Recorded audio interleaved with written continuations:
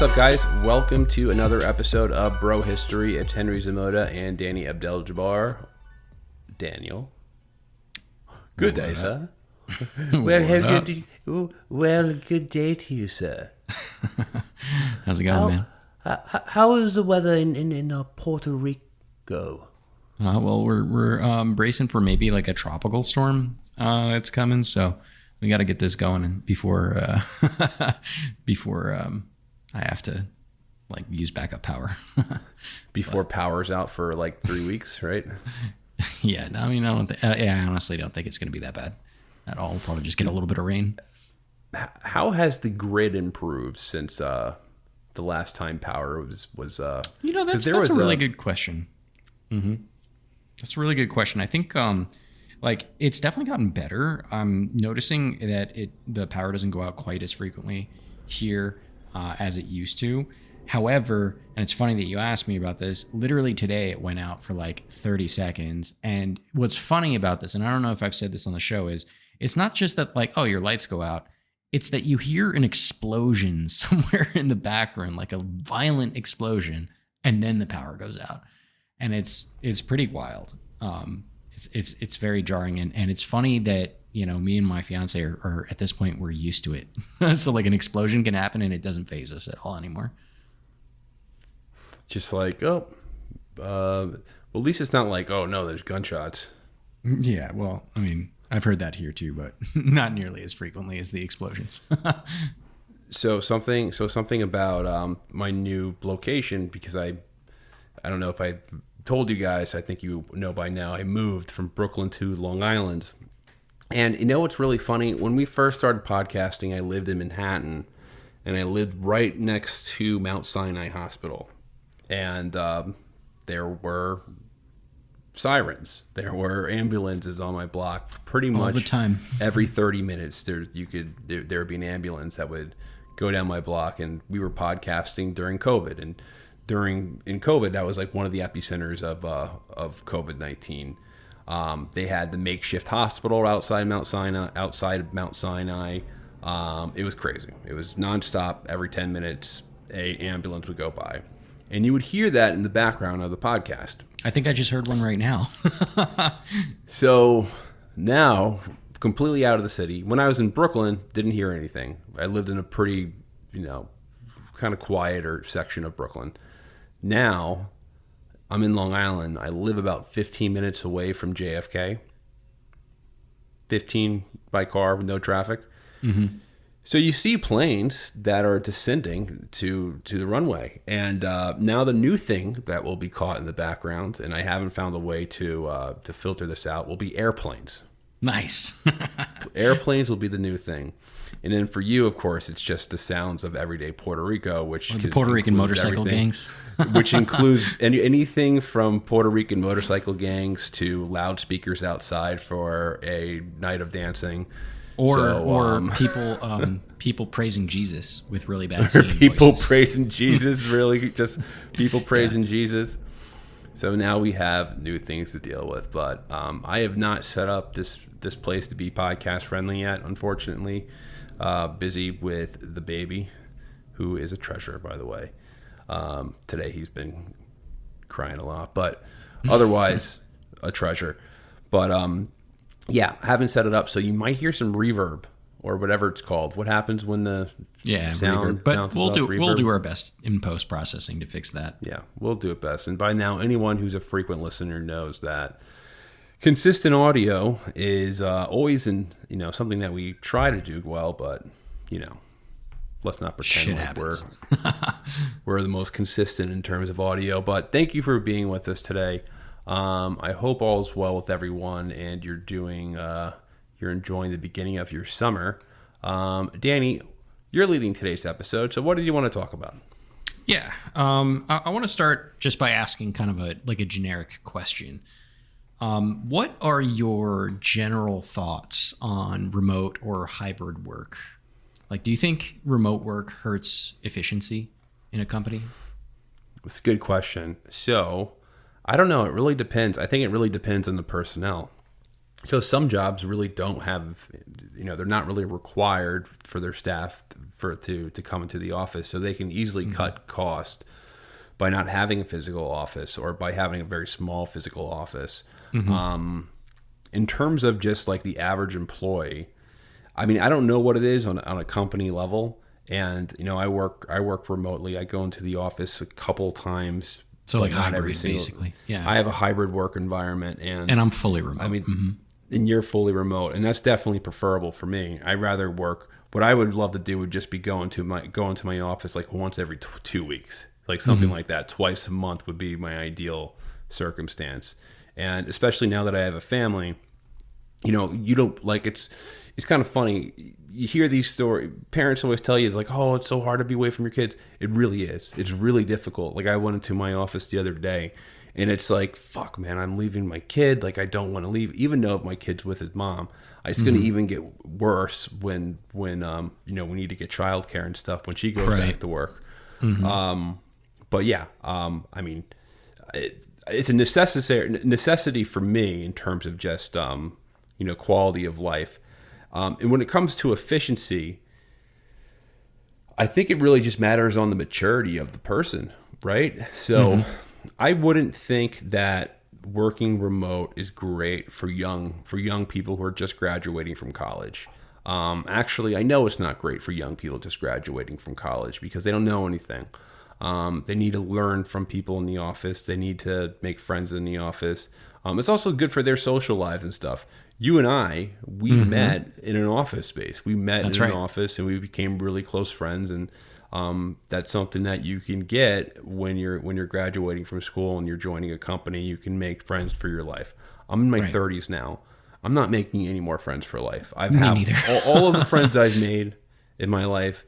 I've made my friends. Maybe I'll meet future friends when it comes to like, maybe baseball practice or something like that, or, kids sports or something.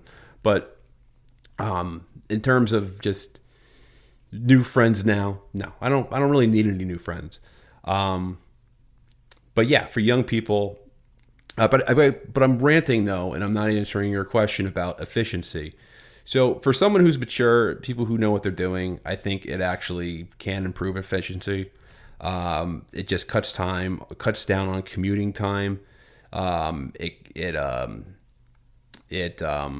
mean, that's the main thing, right? It cuts down on their commuting time. If you have the maturity to not get distracted by, whatever it is at home that can distract you, then I think you will be more efficient because you have, you're not going to race back to beat traffic, or you're not going to race back to catch a train. You can work from home, a couple extra hours to get something done. Right. But yeah, you know what I'm saying. It depends on the maturity level of somebody. So I agree with you. I work fully remote, and I actually think I'm more efficient at home than I was when I was commuting into an office for the reasons that you've outlined. Just that extra time that I don't spend actually going, commuting means I can sleep in a little longer, which means I'm fresher and sharper, for the day. And it usually means that I can work later too, because, after the work hour, I'm thinking I got to catch a train. So I want to get the hell out of here. So usually I'll work many more hours from remotely than I used to when I was in an office. So there's a lot of efficiency gains there for me.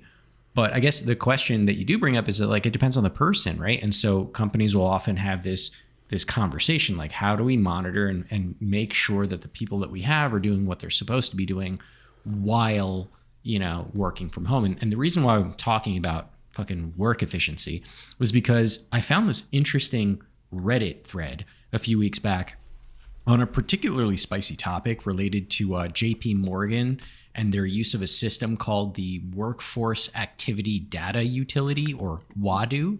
Wait, one more argument though. I know you're going to get into something super weird. Okay. One thing that, or on an organizational level, a benefit from working from home is that you can actually judge people more off merit and the quality of work, because what you're eliminating when you have a fully remote staff are the office politics. Because you're not, companies try to do these kind of camaraderie hours where, you play some stupid game and guess someone's favorite movie, and you talk about your, you know, you talk about your guilty pleasure in terms of reality TV thing. You have those, but no one really gives a shit about them. You stay there for 5 minutes and you bounce whenever you can. You don't have the same opportunity to kind of schmooze people in your company. You don't have, it eliminates the brown nosers, the people who get by in the workplace by kind of exactly kissing ass and playing the office politics. When you're working fully remote, what you're mainly judged by is your proficiency and in the productivity that you're doing. So in that sense, I think that it can actually lead to efficiency, because you're looking at your personnel in a different way. And it kind of sounds a little bit robotic. It sounds like, oh, you're not looking at them as humans. You're looking at them as efficiency machines or products or things that are adding to your workforce. But that's what it is. I mean, when your labor is, I mean, that's why they're hiring. They're hiring you not because, to be nice. They're hiring you to suck everything out of you, all the productivity that they can. I mean, I'm not even saying that in a negative. You when you hire somebody for a job, or or an employee, your goal is to suck the productivity out of them in a good way, like to get as much as you can out of them to make a profit. And when you're working remote and you're not doing that office politics game, you can really look at people more mathematically in the numbers and like, okay, well, what am I getting from this person? Can we eliminate these departments? I don't really give a shit about this guy's mortgage or his kids. There's nothing really there. I never met them, so I never seen a picture of them or anything. Screw them, I fire them all. So yeah, I guess in those terms, working remote could lead to more efficiency. Right. Well, that's a really good segue back into this JP Morgan Wadu thing, because how do you do that, right? How do you measure the outcomes that you're talking about that are that productivity? And this Wadu thing is pretty interesting because it's an AI-driven system that tracks employees' productivity and their behaviors to a degree that some people are actually calling intrusive or even like dystopian. So the basics on this is that the system has the capability to monitor not only like the actual work output of an employee, but also, interestingly, their emotional states, their stress levels, personal phone usage, a bunch of really weird things. And the kicker for this is that it is deployed for both remote work and in office. And if half of what I read about this is true, even just half of it, it's absolutely nuts. So I think about, in our technology driven world, there's this tension between the drive for efficiency and the right to privacy, which, I think is a pretty prominent conversation that happens in our workplaces. But it's also really similar to the tension in politics that we see between the drive to promote something like national security and the right to privacy. And we've talked about that topic more than a few times on this show. So I was just digging into this Wadu thing and the context behind this Reddit thread, and I learned a ton about JP Morgan's history, and I thought it would make a pretty good topic for our show. So today I figured we could look at that Wadu system in more detail, maybe talk a little bit about it and its implications, and then we can go over like some of JP Morgan's history.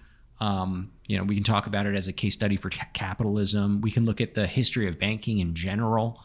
And also, and importantly, because it's bro history, we might want to talk about JP Morgan's involvement in foreign policy over the years. Sound like a good plan? That sounds like a plan. And I've heard of other financial institutions using, employing that type of managerial system over their remote workers, especially during COVID. I'm not going to name the firm because I don't want to implicate my friend in any way, but my friend works for a large financial institution that everyone knows. He's a trader of some sort there.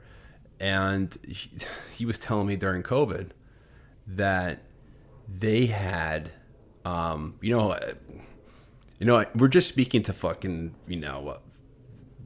cube monkey people, not the people who have like, kind of real jobs, doing shit or making things right now. But it is what it is.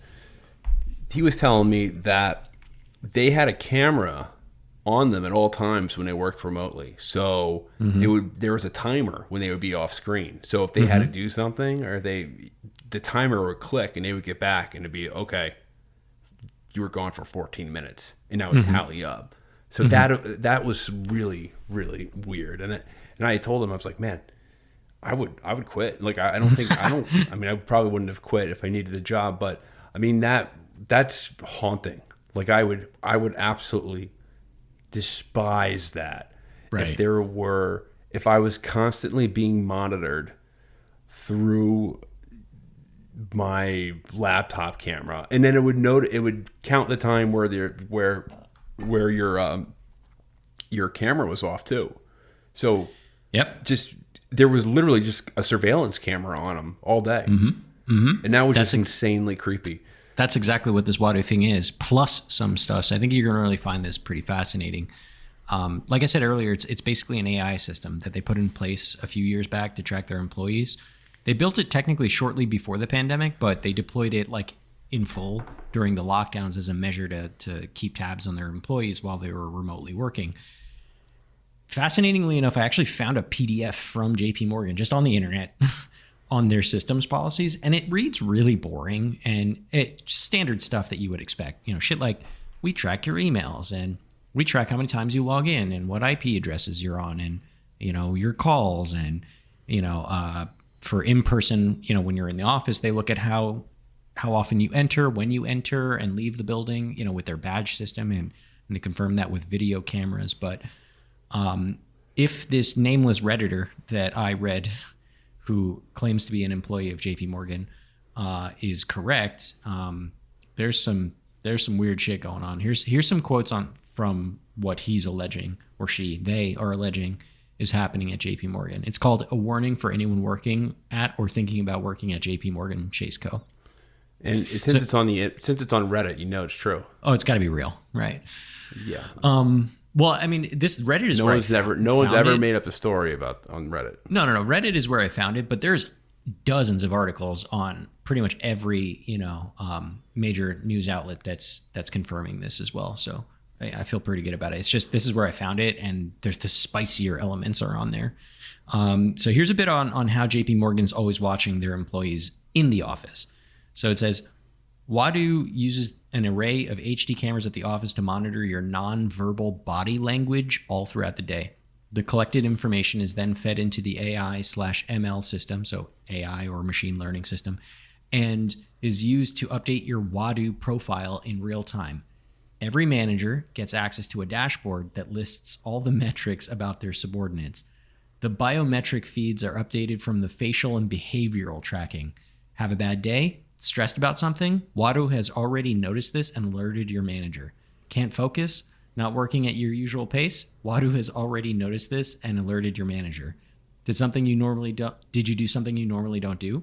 It's possible Wadu flagged it as suspicious and alerted your manager. So, I mean, I understand using cameras in an office to say, like, track when people come and go, especially for anyone who's like working hourly, or, for really important types of jobs where they need to keep good security, like a bank. But it strikes me as a little creepy that they'll go so far as to analyze your mood. Like, why? Like, I doubt they're going to go. Go ahead. It sounds like the things that we accuse China of doing to the Uyghurs. Yeah, it does. It really does.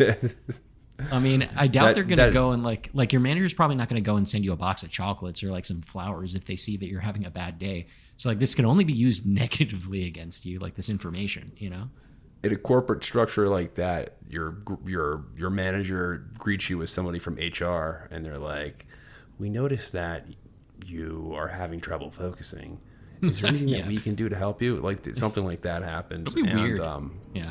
That is bizarre. I know people who work at Chase, but I don't know if I know people who work at Chase who are not like loan officers or stuff.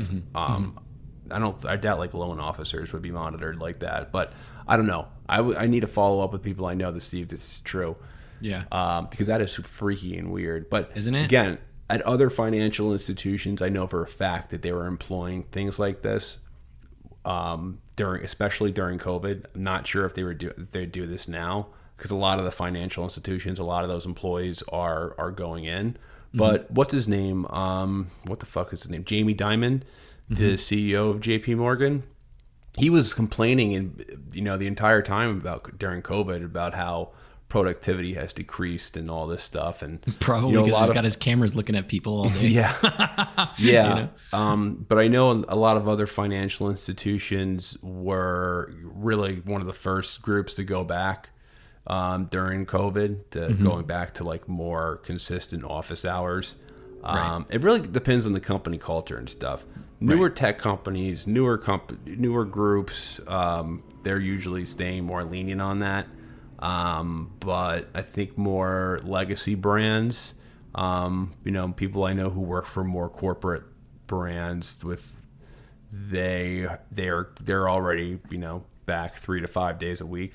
Right. Which I think is fucking torture, to be completely honest. That's so, and I don't even know how I did it before. I don't know how I did it before. Me neither. I mean, I worked 5 days a week in the office, from like 8 to 6. Minimum. When Sometimes we started it would stay super long. Remember for years during this podcast, and we still did the podcast. I mean, I don't know how I was able to. I can't imagine a time. That time, and we not were, being dude, like, we were, oh man, we the were hard young. times, and that was 100% normal. We had all the energy in the world. Yeah, maybe it's because you're young, or maybe we're just too accustomed to working in basketball shorts. But enough about that. That's let's like get the back on corniest. track. That's the corniest kind of office joke now. It's like, I would get up, but I would show you my shorts. Johnson, this guy's a hoot. Wish we were back in the office. I'd buy you a beer after work. Oh, I can't. All right, let's get back on track. Here's a bit more on the same thread on how they track you at home, because you were alluding to this based on your personal testimony from your friend. So it says Wadu is also watching and listening wherever you're working from home. If you installed Citrix Workplace on your computer and you permitted it to access your web camera and microphone after login, you have connected those devices to Wadu. If you're using an issued Chromebook, those permissions are already conveniently accepted for you. You'll notice that your web camera will flash right after login. This is not an initial connection flash. Your web camera just took a burst shot of pictures and sent it to Wadu. The pictures will be scanned for anything deemed unprofessional or unsafe. They also mention if they see a TV on, or if they see drug paraphernalia, things that would be legit concern. But they also mention some stuff that would be, unintentional. They say if you see your web camera flash randomly, that was your manager or someone in security requesting a burst shot of pictures from your camera. So your manager can be like, what's Henry doing right now? And push a button and take a picture of you, take a burst shot picture of you to see what you're doing.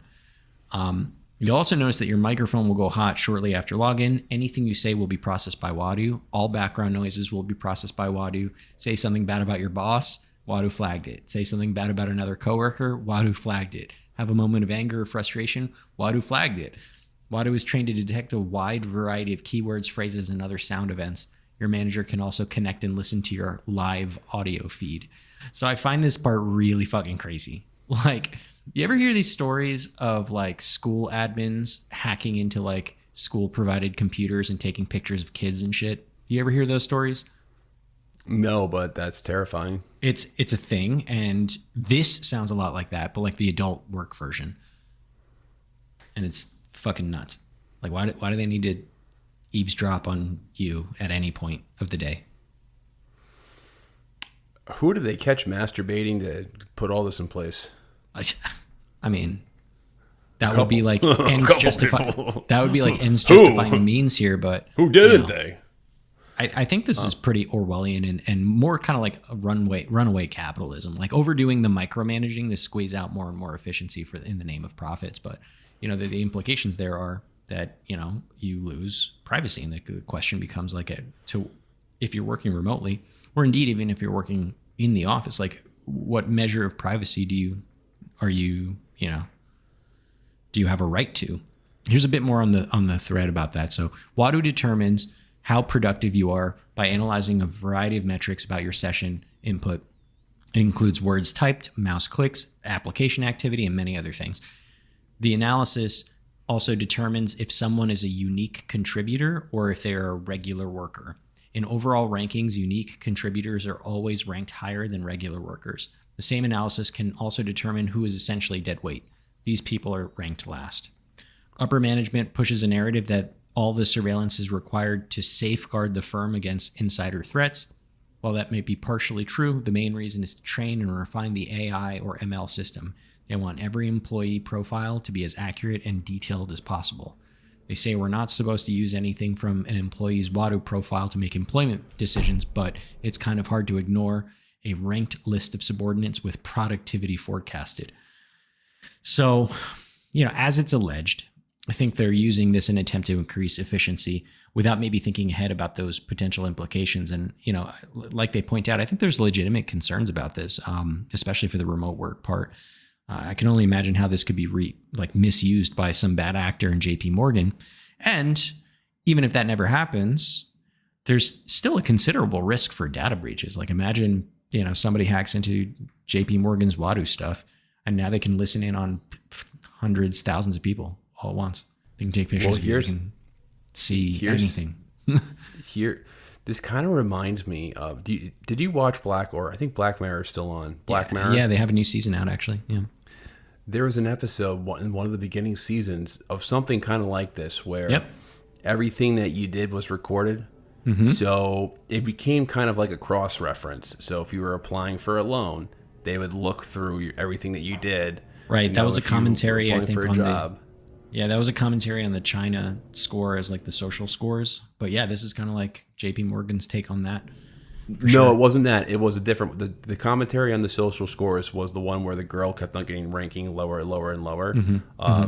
This was a different thing, and the guy was like going through his wife's, and he noticed that, or not his wife's. It was like someone who he knew, and he noticed his wife was having an affair with him, affair on him.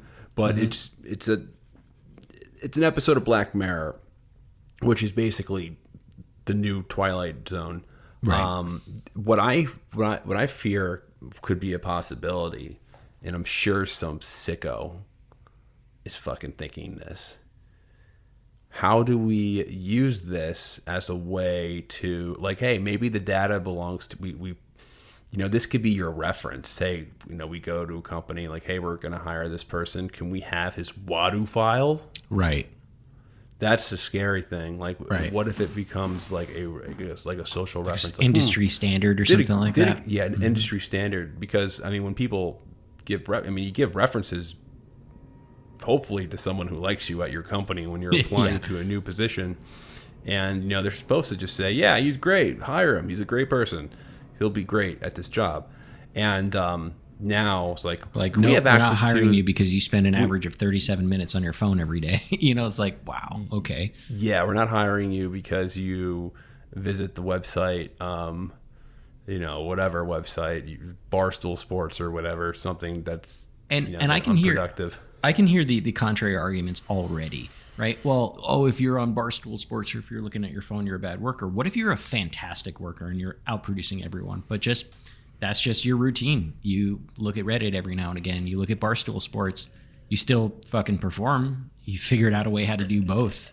But because Wadu's tracking everything now, that looks negative. That applies negatively to you. So it could have implications on your career advancement, even if you are producing at the final level. It's like they're also looking at all this weird shit that you're doing and saying, well, you could do more. I think it's weird. It's weird. It's not just for the people who are fucking around doing nothing, which truly there are many. I've worked remotely for years now, and I've encountered several coworkers who it's clear to me that they're not doing shit. But I think it's to the detriment of the people who are fucking crushing it, and deserve the kind of freedoms that frankly I think should be a right. But you can cut those people loose by just their performance in general. If you don't do shit all day, eventually that's going to appear, that's eventually you're going to be judged off the work that you do. Right. But systems like this are intended to prevent that from happening in the first place. Like imagine you hire somebody today and it takes you 6 months to realize that they're not doing shit. Well, now you've paid that person for 6 straight months, right? And then you fire them. What this Wadu shit is looking to do is like catch that shit at week 2 so that you don't end up paying them for 6 months and you can make that decision to fire them earlier, right? Which in one way makes a ton of sense, right? But again, it comes at the cost of, all of your other workers who are doing what they're supposed to be doing is privacy, right? It's the same argument that's made for like, the national security state illegally monitoring, U.S. citizens and people abroad. Yes, the idea is to catch a terrorist before they are a terrorist and to figure it out, but at what cost? The cost is the privacy of every, person here in the United States, right? They can see all your dick pics, right? You're not a terrorist, but you're sending dick pics. Guess what? The government saw your dick pics. You know what I mean? Like, that's the way it is. That's what Edward Snowden was talking about. This is just the corporate version of that. Yeah, man, that's scary. That's terrifying. I want to confirm. I want to ask people from J.P. Morgan about this, if this is indeed as intrusive, or if this is something that's being laid out across the company, because that is pretty scary. I would imagine most corporations don't have anything like. Don't do this at all. Well, most corporations aren't J.P. Morgan. J.P. Morgan is like the biggest financial institution in the world. So they have a lot of money to develop this kind of shit. But I mean, honestly, look, workplace surveillance is not new, right? I just think we hit a new chapter in workplace surveillance that is scary because we're not yet used to it. Using AI, these big companies are able to monitor employees in ways that we could have never imagined just even a few years ago. And in some cases, it, like I've pointed out, it could be a really good thing. I mean, look at like how, old example, Ford revolutionized manufacturing, right? Before that, every person in a manufacturing plant would be making an entire finished product, whereas Ford flipped the script and made every person on the line do like the same small task over and over and over again and found productivity from that. What we learned was that it's possible for a company to make some tweaks in processes and gain crazy efficiency increases, and that means more money. And basically since then, every company in the world has always been looking for the next tweak to help them make more money or reduce costs to save money. And that's just capitalism 101, right? And that's not necessarily wrong in and of itself. It's just what it is. And all of this talk of efficiency, that could be linked to a theory called Taylorism, which I just learned about recently. And this is made by a guy, Frederick Winslow Taylor. He's an American mechanical engineer in the early 20th century. And he basically proposed the concept of like scientific management, or Taylorism. And that theory emphasizes like the maximization of productivity through the optimization of work processes and also a granular division of labor. I'm quoting, by the way. Basically, Taylor tried to turn work into science, right? Where the most efficient method could be discovered and then replicated to improve productivity. And Wadu here just sounds like Taylorism on steroids, right? And what's different is that Taylor's theory was mostly made to address optimizing like physical labor, like how many cars can you make, right? But Wadu takes this beyond that physical output. Like, what did you do? What is your final end product?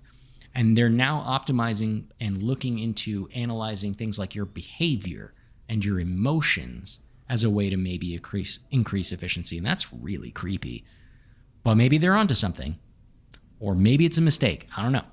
Right? Like, I'm not an expert in this field, so. Sounds like our corporate overlords are taking things too far right now. Yeah, sounds like it. Anyway. Just imagine how that can collude with the state. Oof. Right. But yeah, that is something that's worth looking more into. J.P. Morgan's the largest financial institution in the world. Chances are people know someone who works there, so I don't know. There's lots of articles on it too if you want to look at them too. You just literally Google it. Google Wadu. Ask them what their experience is. But again, I know other financial institutions, large ones that do this. I don't know if they use Wadu. Wadu's proprietary to JP Morgan. Yeah, it's proprietary. Yeah, proprietary. So I don't know if it's in depth as that, but man, that's certainly got to be like a selling point for employment. Hey, we don't monitor you. Right? We're not going to take pictures of you in your boxers.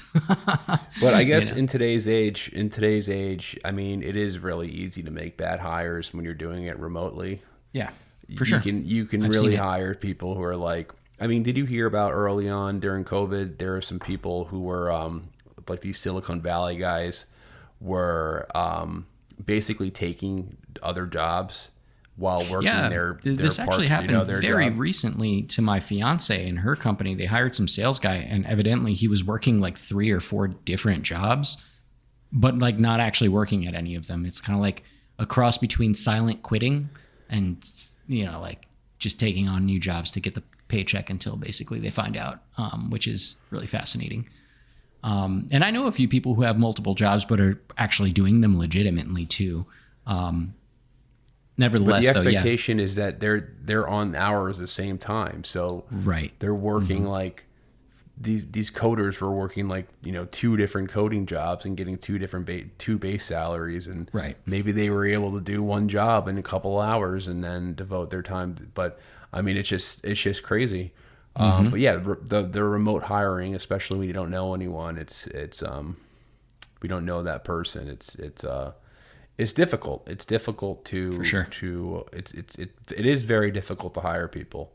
For sure. So I mean, if you're hiring somebody for a business, wouldn't you kind of be tempted, and you can have their entire catalog of productivity down to their, like, you know, their facial expressions, like, oh, are they happy to be there, type of thing? I don't know. Because like, would I be tempted? Maybe. Personally, like, because I do manage people too, and my management style is like, I like to hire people based on their merits, and like I generally in the interviewing process give them tests to make sure that they feel competent. And then of course I also get references and back channel those references. So far it seems to work for me. And then once you're hired, I generally give people a pretty long leash length because I expect people to do their job, but I set really clear expectations, you know? So this is exactly what you need. So if it was like a salesperson, that's the easiest, right? This is your goal. Either hit your goal or be pacing towards it, and there's no problem. And I don't need to look into anything else, right? And I have that process with any person, even non-sales people. So would I be tempted to go back into their prior history and, you know, see, are they actually productive on a level that's beyond just their metrics? Maybe. But I'm not a proponent of setting something like that up because I think, you know, it's inhuman, right? At that point, let's just create robots to do the work instead, you know? Yeah, it is quite dehumanizing. And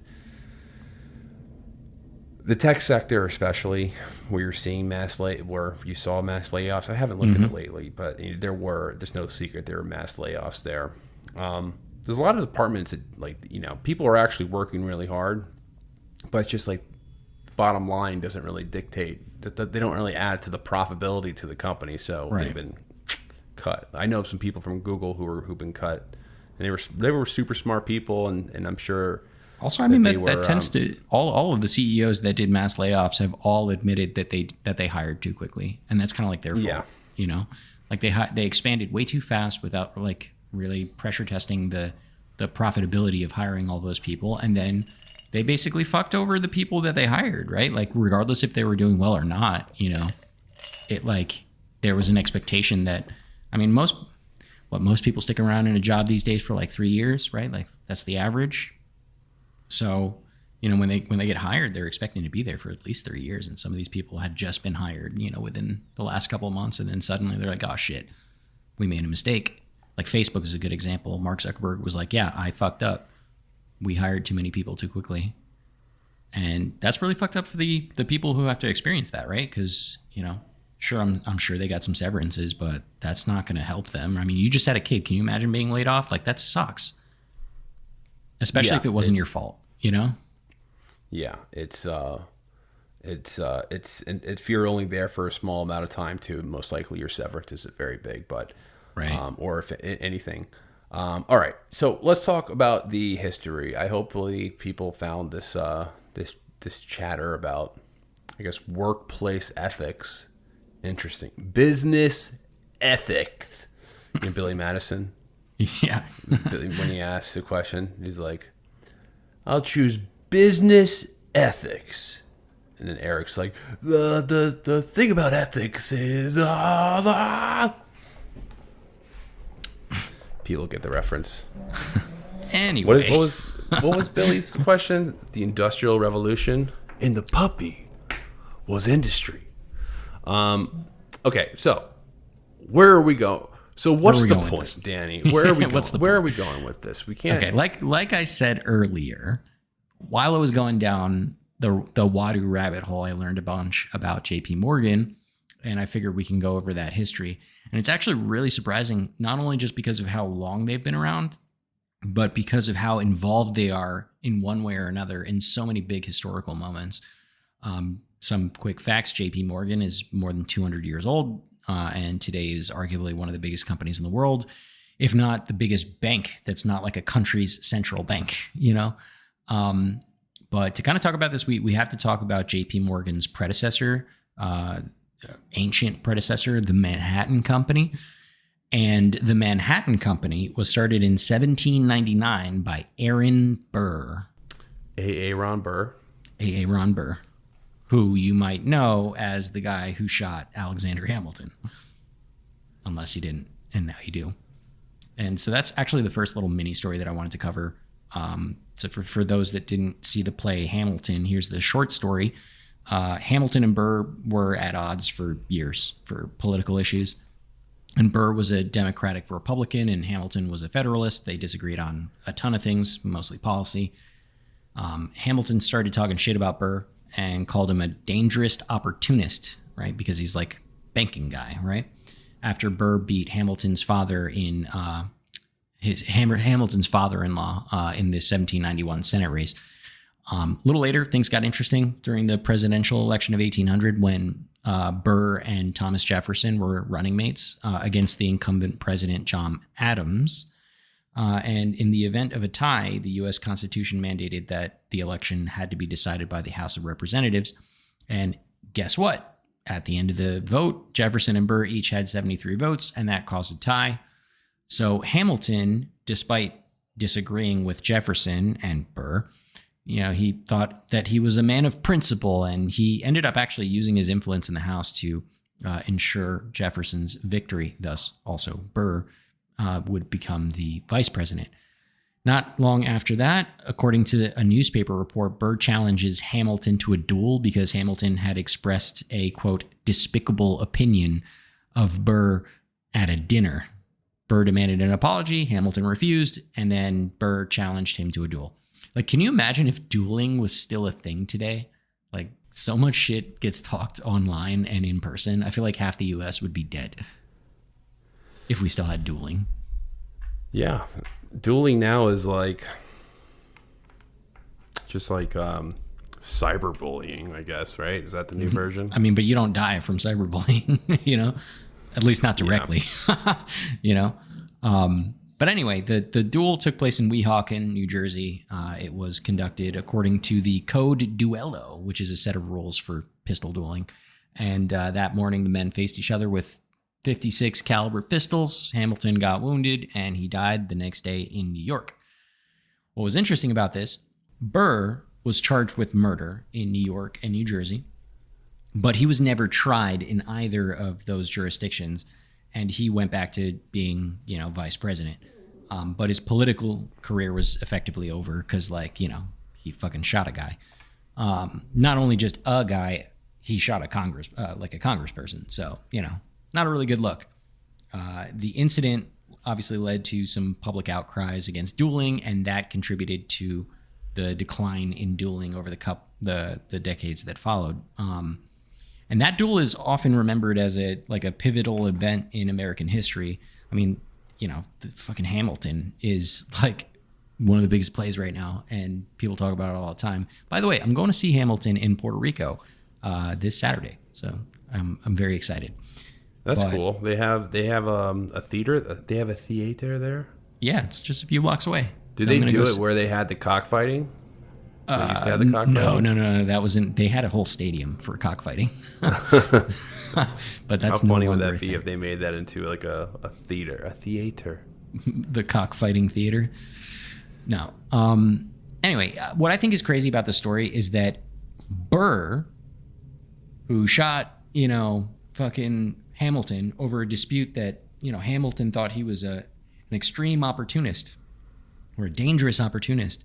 And because he was running the company that would eventually become JP Morgan, right? A financial company, the Manhattan Company. So that's kind of like the first like big point where JP Morgan kind of inserts itself in American history here. But back to JP Morgan history, the Manhattan Company eventually becomes JP Morgan, right? So the Manhattan Company's initial purpose was to supply clean water to New York City's residents. But the company had this like hidden agenda, which was to be a bank and circumvent the then dominant Bank of New York. The company eventually became Chase National Bank, and that's going to be important for later. Later in the mid-19th century, two important figures pop up. Junius S. Morgan, who was a prominent financier, and his son, John Piermont Morgan, as in J.P. Morgan. And they set up J.P. Morgan & Co., or also known as the House of Morgan, and that was established in 1895. And it soon became instrumental in the consolidation of several industries, from railroads to steel, electricity, and telecommunications, all kinds of shit, right? So they're deeply, deeply involved in a lot of the changes there. Later, in 1907, there was the Panic of 1907, which marked a turning point in the company and even America's financial history. And during that crisis, J.P. Morgan convened a meeting of New York's leading bankers in his library and convinced them all to pool their resources to stabilize the banks and restore public confidence, which sounds like a really good thing until you realize that this act eventually led to the creation of the Federal Reserve System in 1913. So they made the Fed, J.P. Morgan, effectively, which is pretty wild. And then you can fast forward to the second half of the 20th century, and there's a series of significant mergers and acquisitions that began to basically shape the modern J.P. Morgan Chase. Chase National Bank acquires the Bank of Manhattan Company in 1955, which was the Burr Company, if you remember, and they merged together with J.P. Morgan & Co. to form J.P. Morgan Chase & Co. So that's where we're at. Pretty fascinating early story, huh? Well, thank you, Danny, for taking us through that exhilarating history of J.P. Morgan Chase. No, but of course it's interesting, and yeah, J.P. Morgan was really influential, like you said, in creating the Federal Reserve. I guess, before J.P. Morgan was really, though, J.P. Morgan, they weren't always the biggest bank in the country. No. The first big, in the early 19th century, in the U.S., the way capital markets, they were primarily centered around, financing industries related to either transportation or infrastructure. So the big key areas of focus were railroads and canals. Mm-hmm. So governments at both the federal and the state level, they would issue bonds as a means of financing these projects.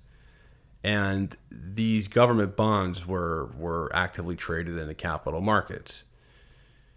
Railroads, at this time, it wasn't just the U.S., it was basically the entire industrial world at the time. They required a substantial amount of capital investment, and the government relied on borrowing to finance these projects. So investment banks, they were selected as underwriters for government bond offerings, and they were granted exclusive rights to distribute and sell these bonds to investors. Now, the problem was, and still is that these investment banks dealing with government bonds, they had close ties to the government. And when I say they had close ties to the government, I mean they had personal relationships with government officials. Sometimes they were the government. Yeah, sometimes they were the government. So, through their advisory services, and they also had direct involvement in debt management. Investment banks could influence government policies very easily, especially when it was related to debt issuance and then interest rates and financial regulation. So, I mean, when we talk about the mixed economy, what we're talking about is really just like the capture of the regulatory state by the corporation. It's kind of what we have today, or what we've had for a long time. But yeah, so financial institutions were able to capture the regulatory body of financial institutions and interest rates, and this influence allowed investment banks to really shape the rules and regulations that would govern government bond markets. Now, before J.P. Morgan, though, the big banker the first big major investment bank in the U.S. was Jay Cooke and Company. They were based out of Ohio, and for those of you who know your Civil War history, Jay Cooke was one of the big financiers of the Civil War on the Union side. Jay Cooke had heavy ties to the Republican Party, and his brother was the editor-in-chief, I think, of one of the largest Republican Party magazines. So they were heavily, intersected with the Republican Party. The Republican Party at the time was a new party. They were close friends with an Ohio senator named Senator Salmon P. Chase. His name is Salmon? Yeah, Salmon Chase. And when the Lincoln administration took office in 1861, the Cookes lobbied hard to make Chase the appointment of Secretary of Treasury. So in return, Chase gave Cooke a monopoly in underwriting the entire federal debt. So during the Civil War, and in the Civil War is kind of that period of time when the U.S. kind of turns into what it is today. That's why I look at the Civil War as it's the completion of the nationalization project of the United States. I guess minus the future ethnic genocides of Native Americans, but it's literally like the completion. Like the state has finally been created, with its financial system, with its banking backers. What it is now, the United States. That's like kind of like our true founding. But during the Civil War, basically a handful of investment banks such as Jay Cooke and Company control the entire American financial sector. Now, after the Civil War, they go bankrupt because there's a lot of reasons why Jay Cooke goes bankrupt, but one of the big reasons is that there was a decrease in demand for government bonds after the war. And then there was also, there was a financial crisis in the 1870s. A lot of the railroads that were really bloated. A lot of these railroad companies were extremely bloated. So Jay Cooke goes under, and then that kind of leads to the rise of J.P. Morgan. And J.P. Morgan is more of kind of a, he has ties to both parties. But he has more ties with the Democrats than the Republicans. Yeah, I mean, I think at that point, it really was less to do with what political party they were tied to and just how they were tied to the government as a whole. Honestly, yeah, like the two big banking parties, the Rothschilds, who had they had an agent who was the treasurer of the National Democratic Party for many years. That was August Belmont, who I believe he was related to the Rothschilds by marriage. He wasn't a Rothschild, but he was related to them. And then, so him and Morgan had a huge influence on a Democratic administration of Grover Cleveland. Yep. And then Cleveland himself, he came from the Morgan clique. Grover Cleveland was a lawyer from Buffalo, and he was a railroad buffalo. He was a railroad buffalo. He was a railroad lawyer, and one of his major clients was one of the J.P. Morgan, or one of the Morgan controlled banks, New York Central Railroad. Right. And in between his, a lot of Morgan people, or basically Morgan directed people, were in the Grover Cleveland administration. Yep. I got a lot on that, actually. And I think this is a really good segue, because I also wanted to talk about JP Morgan's role in the military industrial complex and in foreign policy. And I think this is 100% touching on that. You're hitting the nail on the head there, Henry. So JP Morgan and its predecessor companies, they obviously played a huge part in foreign policy and intervention since, at a minimum, the late 1800s. Primarily by, as you said, funding. Right? They funded foreign nations. They influenced foreign policy by embedding themselves in these various government positions. And I'm actually going to get a bunch of this info that we're going to talk about here from Murray Rothbard's book, Wall Street, Banks, and Foreign Policy, the second edition. Oh my God, you know how happy that makes me? I mean, you sent this to me. It's actually a really good read. I was very fascinated. Rothbard writes a great book on this, and I have not read any of Rothbard's humongous 700-page books, like his manifestos about libertarianism and stuff. Right. But I have read his this is more of a pamphlet, his 100-page books. Yeah, it was short. Obviously they're easy to read. Yeah. But they're all really interesting, and the best thing about Rothbard, the way he writes, is that he writes with a really big. I love people with axes to grind. And he's very sharp. He likes to name names. So he won't just be the capitalist took over or the communist took over and had a secret this meeting. Capitalist. He'll be over. This person who was related by this person by marriage, and this person who was best friends with him back when they were lawyers conspired on this date on this. That's what I enjoy about that type of history.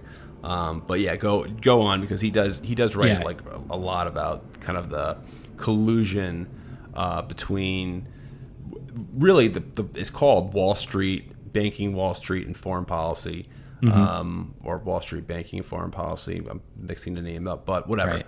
You type that in Murray Rothbard, the correct title, and it's a free PDF that you'll find online, because the book was because the Mises Institute puts most of their books up for free, but they it's about 120 pages, and basically it's just all about the collusion of banking, Wall Street, basically the incestuous relationship between Wall Street and the State Department, and how Wall Street just implants people into high positions of power in government to sway policy.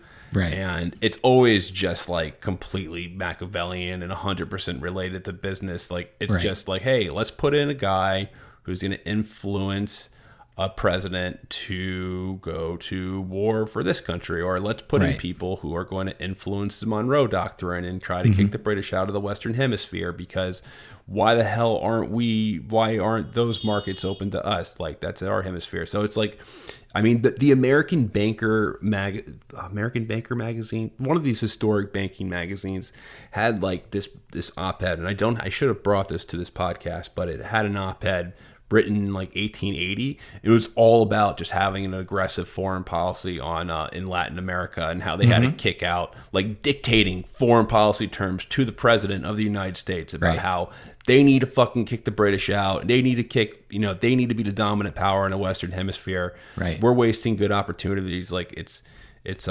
really interesting that it was just so blatant. Now you see those kind of op-eds in those banking magazines, but they're always kind of, they're not going to be that brazen. But and we've talked about all of nowadays. Everything we're about to talk about, we've covered on the show in its own topic, but we never explored, in any great detail. We still won't today, but in any great detail, how the banks influence these things. Usually we talk about the policy or the politics, or or the geopolitical conditions that brought people to war. But this is kind of an important bit, right? So I want to start in the 1890s. And you kind of let the cat out of the bag here a little bit, Henry. But the Morgans were basically embedded really deeply with President Grover Cleveland's cabinet. I'll name a few names here because I got them from Rothbard. Thank you, Rothbard. So Richard Olney, he served as Cleveland's Secretary of State, and Olney was a lawyer for Boston financial interests who was closely tied to the Morgans. Specifically, Olney was on the board of the Morgan-run Boston and Maine Railroad Company. Later on, he helped Morgan organize the General Electric Company because he had the capacity to do that in his position. So, GE, Morgan. A little bit more. Cleveland's first Secretary of War was William C. Endicott, and he married into the wealthy Peabody family. And Endicott's wife, who was a Peabody, her uncle, here's where Rothbard says, this guy's wife's uncle's sister's brother. Anyway, Endicott's wife's uncle, George Peabody, he established a banking firm that included J.P. Morgan's father as the senior partner, and Peabody had been the best man at J.P. Morgan's wedding. So talk about palling around, right? So the Secretary of Navy was the leading New York City financier, William C. Whitney, who was a close friend and top political advisor of Cleveland's. And Whitney was closely allied with the Morgans in running the New York Central Railroad, which we already talked about there. So it's a railroad guy, Secretary of the Navy. Cleveland's second Secretary of War, Daniel S. Lamont, something like that, previously was an employee and a protege of William C. Whitney, the last guy that we just talked about, the Secretary of the Navy from before.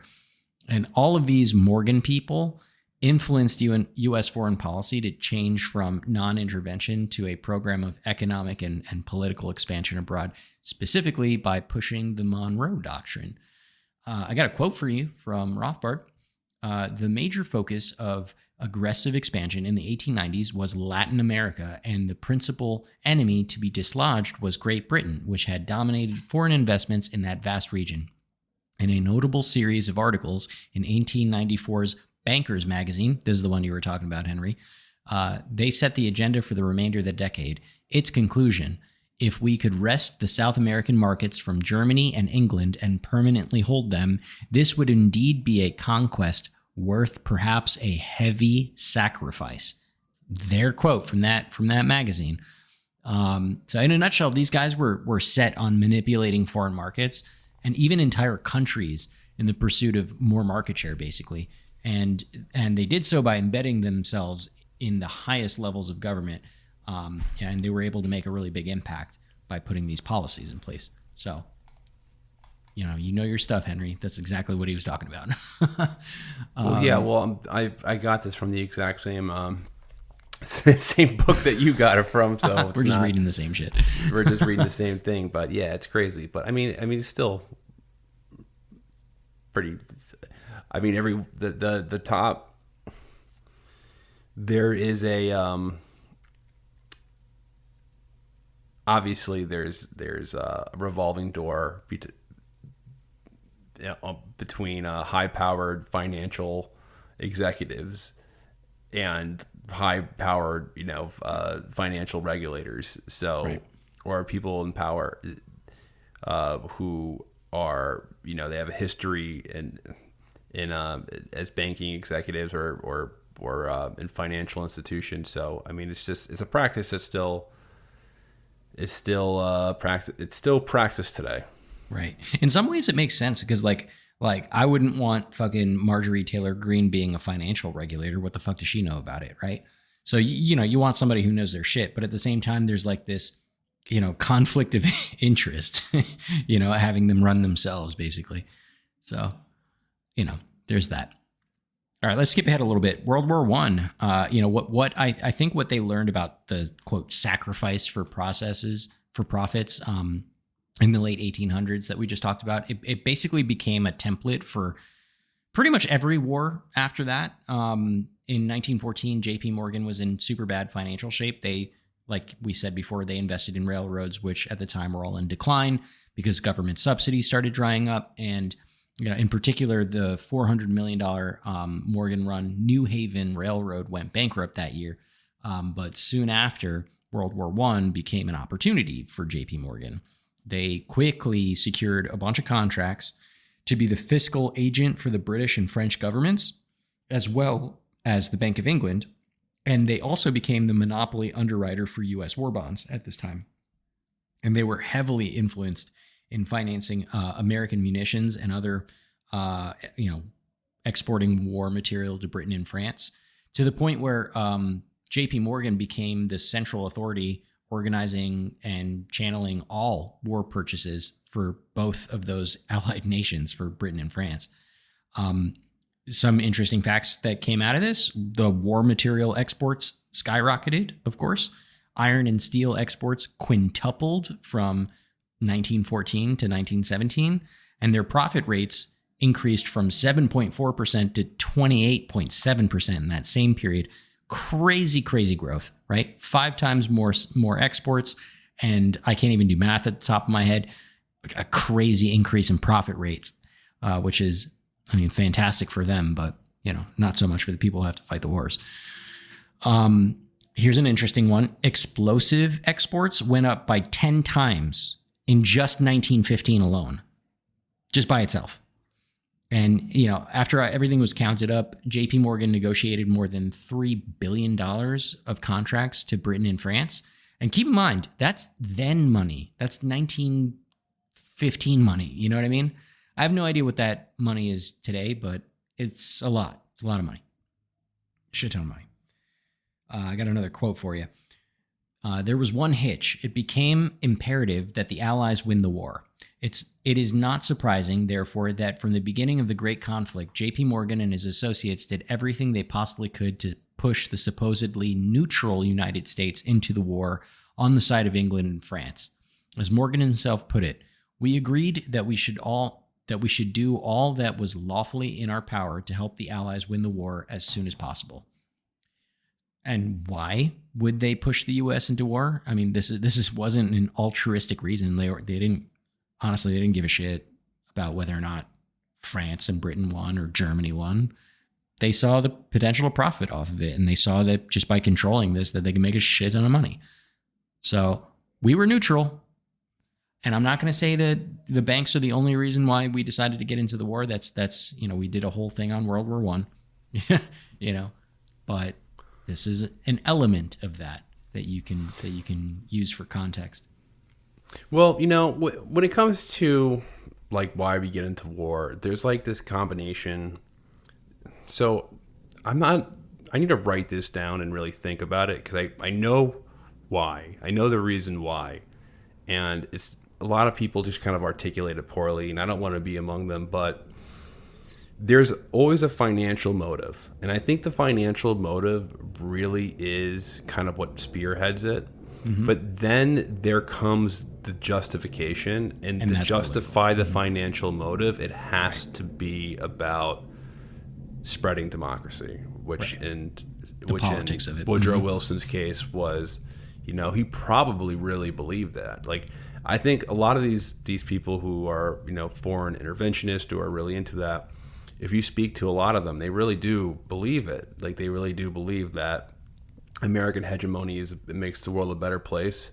If it wasn't for us spreading our institutions or outward, then these countries would go to war with each other, and it would just be absolute chaos. So what we're doing is good.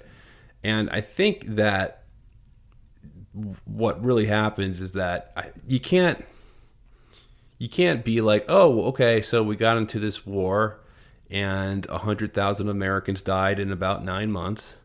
Because World War I was just absolutely horrible for everyone. Mm-hmm. But just in the context of the American soldiers that died, man, something like 100,000 soldiers died in around 9 months or so. Just horrible fighting, horrible fighting, and I mean, how do you kind of justify that to yourself? Well, it was for the greater good. These people died. They're definitely not going to say it was because we made and a you shit have to ton sell. of money. You have to sell. It is not, and I don't even think it's kind of like a justification that you're making to the public. I think it's a justification that you have to make to yourself. Yeah. Like you have to really believe that stuff, because if you don't, then your conscience is obviously, unless you're a fucking maniac, unless you are a maniac. Like there are people who are maniacs who are just like, I love war. But I think you really do have to you need to kind of sell yourself on these, to take the money and to profit off the war. You do have to sell yourself on that this is a good thing in the long run. And if I make some money on it, awesome. This is worth it. Yeah. And if some people make some money on it, I mean, that's just, that's great. Just proves how industrious that we are. But I know I'm still working on articulating this, and yeah, I'm sure I think you're onto something for sure. For sure. But yeah, World War I is not the only one. There's obviously more wars. Right. And I won't cover everything, but I'll touch on World War II shortly here. The U.S. enters World War II, and I think this is edged along in much of the same way as World War I, except, this time the Rockefellers are involved as well. Of course, though, all of this is connected because David Rockefeller was the head of Chase Manhattan Bank, which eventually would merge with J.P. Morgan later on. So it's kind of like all the same thing anyway. During the 1930s, the Rockefellers were pushing hard for war against Japan, who they saw as competing with them for oil and rubber resources in Southeast Asia. And they were also ruining their plans of a mass, quote, China market for petroleum products. So they didn't like that so much. They're really pushing for war against Japan. On the other hand, the Rockefellers were pretty non-interventionist in terms of Europe, where they had some pretty close ties with the German firms like IG Farben and Co., and had not so many close relationships with Britain and France. The Morgans, on the other side, though, they were very committed to the ties that they had set up with Britain and France from World War I, and of course, all the money that they made in that, negotiation. So the Morgans were pushing for war with Germany again. Here's a quote from Rothbard that I think really punches it. World War II might therefore be considered, from one point of view, as a coalition war. The Morgans got their war in Europe, and the Rockefellers got theirs in Asia. So basically, rather than them fighting amongst themselves and saying, oh, we should go to war here, or we should go to war there, they just joined forces and be like, fuck it, let's just go to war with everyone. And of course, oversimplification, there's many, many reasons why the U.S. got involved. But based on a lot of things that we've been saying here and how influential these financial institutions were in the government and in policymaking, is not hard to kind of follow that thread, and follow the money behind, the money motivations, as you say, Henry, behind some of these things. So there's that. I'll do I'm totally flying through context here because honestly, we can probably spend an entire episode just talking about either of the world wars and how the banks were involved. But here's some more quick facts about JP Morgan's involvement in some other foreign policy stuff to help bring us back to today. Thanks to some lobbying from our good friend Henry Kissinger and David Rockefeller, Jimmy Carter was convinced to let the Shah of Iran into the U.S. to flee the political unrest led by the Ayatollah Khomeini, which, of course, as you know, was probably set up by us. And also because he was seeking medical treatment for lymphoma. And this led to the hostage crisis in Iran, which is just a small but noteworthy part of why our relationship with Iran is so tense today. And of course, the Morgans were involved there. When Truman entered into the Korean War, he created the Office of Defense Mobilization to run the domestic economy during the war. And the first director of the Defense Mobilization Office was General Electric Company president. His name was Charles E. Wilson, or Electric Charlie. And that's a Morgan-controlled company, General Electric, was set up by them. And he served as the board member of the Morgan's Guaranteed Trust Company. And so, he was also running the defense mobilization under Truman, So, yeah, and I can go on and on and on about so many different places. I mean, we can talk about the involvement in the Iraq wars very recently, and how oil revenues were greatly impacted by financial decisions by some of these large companies. But we like to talk shit about like our interventions in the recent wars for oil in the Middle East as like a strictly George Bush issue, but like a lot of the setup for going to war and intervening in foreign countries for resources and for profits was set up way before people like George Bush were even born. Like this is stuff going way back to even as far back as you pointed out, the Civil War. Banks have been bankrolling wars for a really long time. It goes back a lot further than American history too. Yep. So Danny, I think this actually segues really into something that I've been kind of preparing for a future episode really well. And that is, and I already told you, but I wanted to do an episode on U.S. entry into World War II. Okay. And U.S. entry into World War II, I kind of wanted to talk about really kind of like the 1940 and 1941 and a lot of the pretexts that basically not only why did Pearl Harbor happen, and then why did Germany declare war on the United States, but also the campaign in America that was going on to invoke things like Lend-Lease, because I think it ties into the subject really well. Yeah. And I've been thinking about this for a while. So do you want to just maybe leave it here and then, to be continued? Well, this is kind of, I wouldn't say this is like part 2 of it, but right. I think there'd be this would be a really good topic to follow up on this U.S. entry into World War II, and really kind of there's a journalist named Michael Tracy who recently wrote a really long article called "Debunking the Fairy," the fairy tale version of World. The fairy tale version of World War II is being used to sell the war in Ukraine. I think that's what it was called, but basically it just goes into a lot of the interest the U.S. had in backing, the British before there was, any inkling or anything known about the Holocaust or anything like that. So let's talk about that. I'm not sure when this episode is going to be released. This may be 4th of July is obviously coming up. Schedule is unclear at the moment, but we will get back to our normal schedule very soon. Now we're dealing with the holiday, with 4th of July. We also are dealing with life things, but we will get back to our normal schedule shortly. Until then, make sure that you rate and review the podcast. That is the number one way to support our show. You can join our Patreon. Join our Patreon to join our super cool Slack channel and get exclusive content.